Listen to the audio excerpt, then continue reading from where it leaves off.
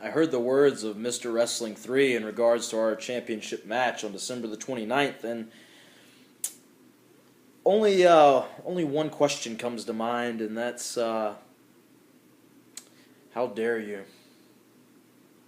Yeah, how dare you? How dare you question my pride?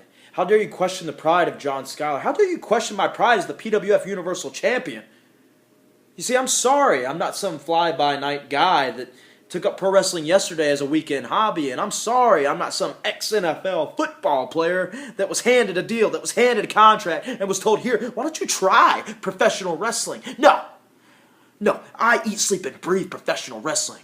That's what I've done for the last 10 years. That's why I've been to over a dozen countries. That's why I've been to 3 continents. That's why I've had over 1,000 matches. That's why I've won championships every single place I've gone, including PWF. So yeah, Mr. Wrestling 3, I'm sorry if your words offend me a little bit, but the thing that cuts deepest is that the words of Mr. Wrestling 3 are the words and the sentiments echoed from a bygone era.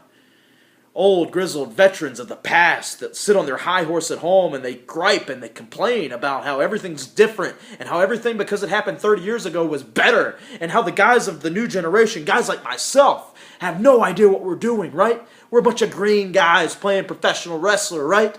Right? Wrong. You see, I know exactly what it was like back then because I'm a student of the game.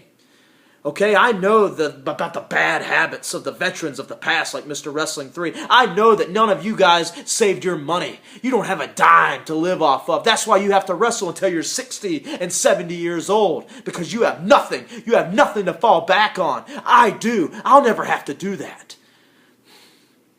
I am a highly educated man. I save my money. I take pride in being the PWF Universal Champion. I take pride in being the guy with the most money on the roster.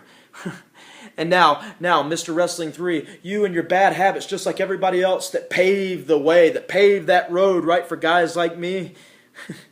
Well, guess what? That road had a lot of potholes in it because of you guys and your bad habits. Potholes that guys like me have had to try to fill over the last 10 years.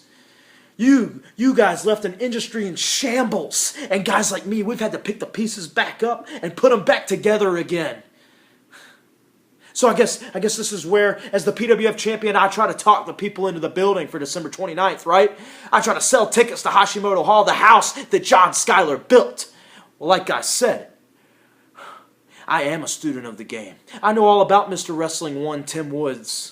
And I know that he'd be rolling over in his grave right now at the very sight of Mr. Wrestling 3. And I know all about Mr. Wrestling 2, Johnny Walker. And I know that he would be blowing his nose on the boots of Mr. Wrestling 3 if he had the chance. And I know everything there is to know about you, Mr. Wrestling 3.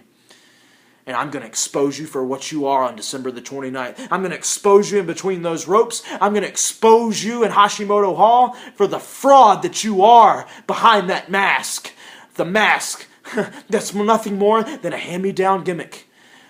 Uncreative, unoriginal. Me, I am original. I am creative. I am the Southern Savior. I am the top prospect. I am the PWF Universal Champion, and I am Mr. Pro Wrestling #1, John Skyler.